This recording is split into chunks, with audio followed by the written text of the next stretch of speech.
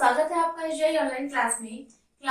आज मैं आपको हिंदी साहित्य में पाठ 17 मुट्ठी में आसमान को पढ़ाने जा रही हूँ। इस चैप्टर की रचयिता डॉक्टर भावना त्यागी जी हैं। बच्चों, इस पाठ को किसने लिखा है? डॉक्टर भावना त्यागी जी ने।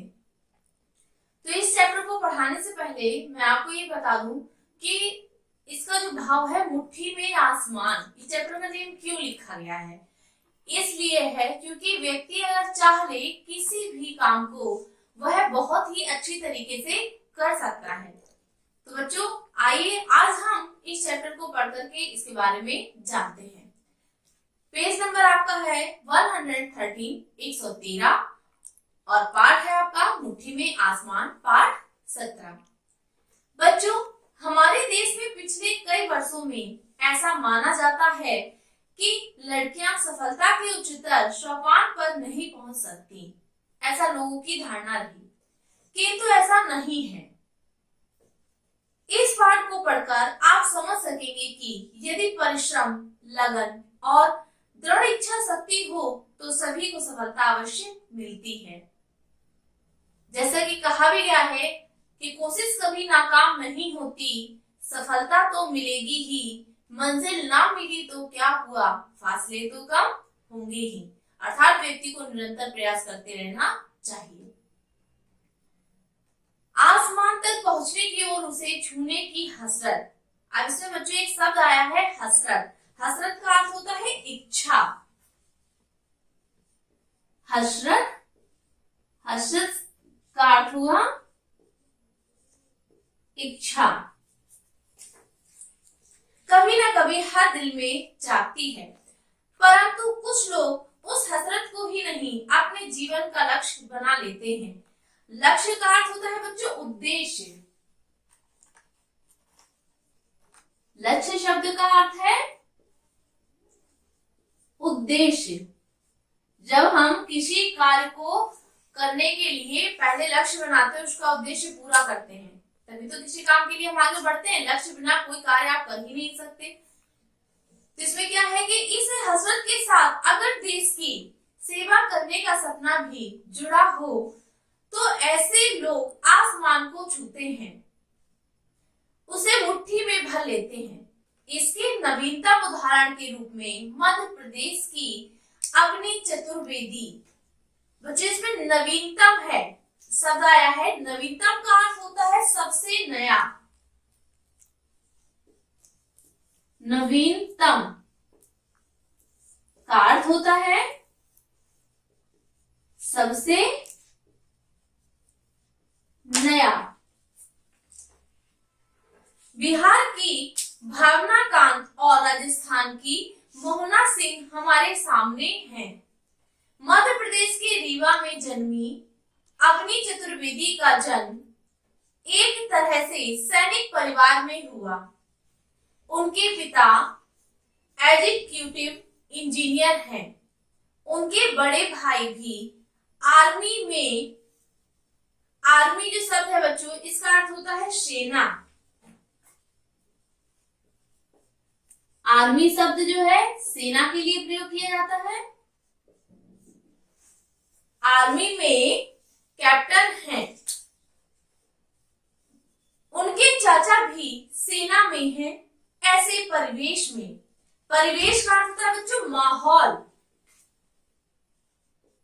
परिवेश, परिवेश शब्द का अर्थ हुआ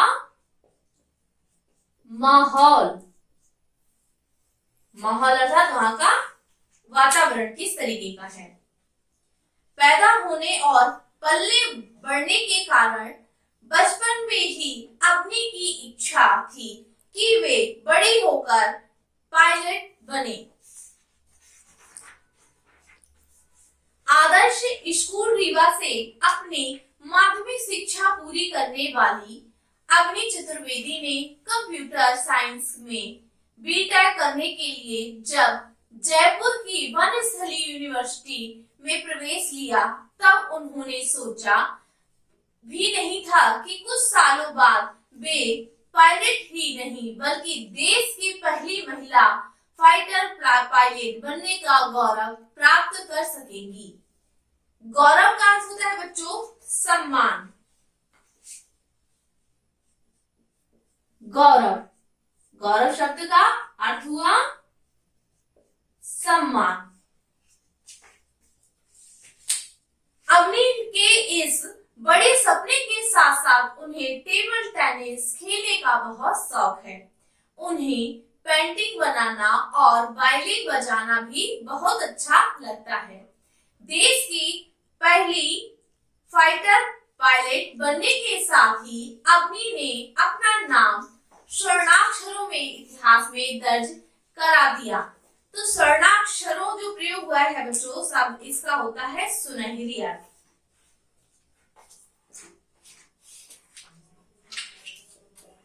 स्वर्णाक्षरों, स्वर्णाक्षरों शब्द का अर्थ हुआ सुनहरा, सुनहरा, सुनहरी। तो इसमें क्या कहा है बच्चों कि स्वर्णाक्षरों में इतिहास में दर्ज करा दिया। अवनी के साथ साथ बिहार की भावना कांत भी देश की फाइटर पायलट बनने वाली पहली महिला है। भावना के पिता Shri Tej Narayan Kant Indian Oil Corporation Mathura में कार्यरत है, जबकि उनका पैतृक निवास स्थान बिहार के दरभंगा में है।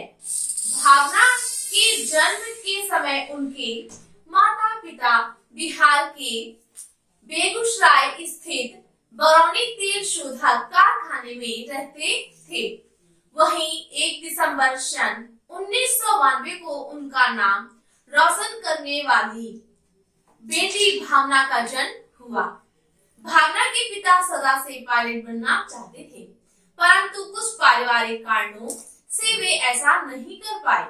उनका यह सपना उनकी बेटी भावना में जिंदा था, अर्थात जो उनके पिता सोचे थे वह सपना उनकी बेटी में भी था, जिसने देश की पहली महिला फाइटर पायलट बनकर अपने पिता के सपने को सूद सहित पूरा कर दिया। बच्चों यहाँ पर एक शब्द आया सूद, सूद का अर्थ होता है ब्याज। सूद शब्द का अर्थ हुआ ब्याज।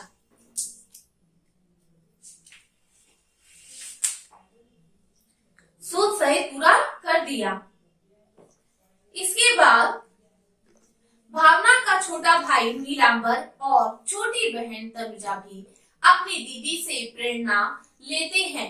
भावना ने अपने स्कूल की पढ़ाई डीएवी स्कूल बरौनी रिफाइनरी से पूरी की। वे बचपन से ही पढ़ाई में तेज और खेल कूद में आगे थी। भावना को खो खो और बैडमिंटन खेलना पसंद है।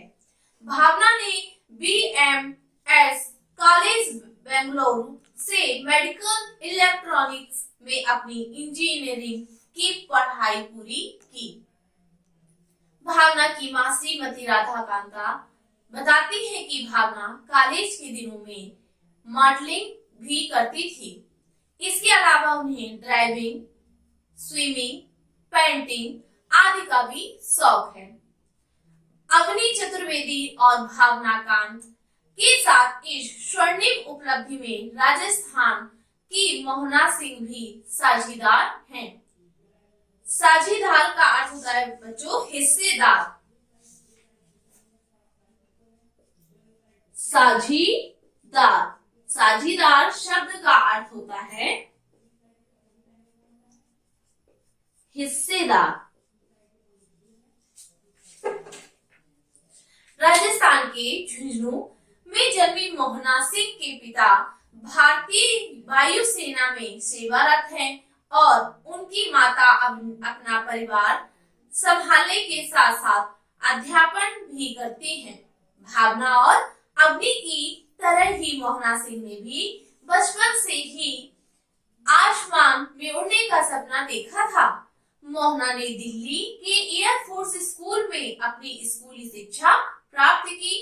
इसके बाद उन्होंने अमृतसर के GIMAT अमृतसर से इलेक्ट्रॉनिक्स एंड मास कम्युनिकेशन में बीटेक शिक्षा प्राप्त की। इसके बाद वे निकलकर सपनों के पंख देने के लिए इसी सफर में उन्होंने ऐतिहासिक उपलब्धि प्राप्त करते हुए देश की पहली महिला फाइटर पायलट बनने का गौरव प्राप्त किया।